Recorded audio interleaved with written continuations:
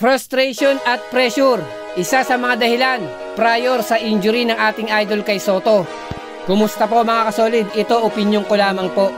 Nasa nakaraang mga laban ng Koshigaya Alpas at ng ating idol kay Soto bago siya ma-injury.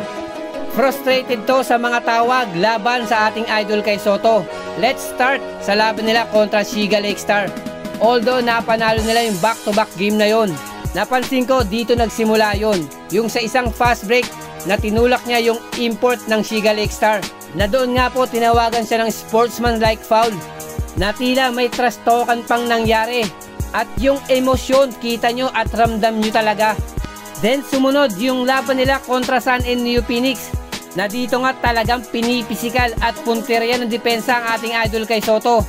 Lang reklamo niya rito, may mga pasimpleng tira sa ating idol kay Soto, nakitang kita naman pero hindi tinatawagan ng mga referees.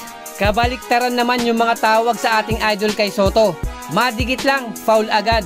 Na dito nga mas nagpuyos ang ating idol kay Soto at nakuha niya yung dalawang unsportsmanlike foul.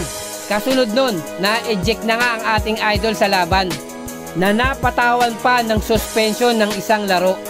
At bago naman sa laban kontra si Yours Mikawa, bit-bit niya dito yung pressure at gigil na makabawi at makakuha ng panalo.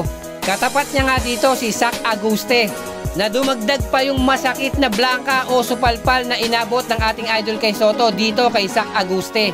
Dumagdag pa yung mga kakampi niya na hindi siya pinapasahan kahit libreng-libre na siya. Although magandang numero pa rin yung kanyang mga naitala, mas magiging malaking tulong sa kanyang development kung makokontrol niya yung kanyang emosyon, dahil isa rin yun sa mga tinitignan ng mga agent, yung attitude ng mga players, behavior at yung kanilang disiplina. Maraming salamat po and God bless.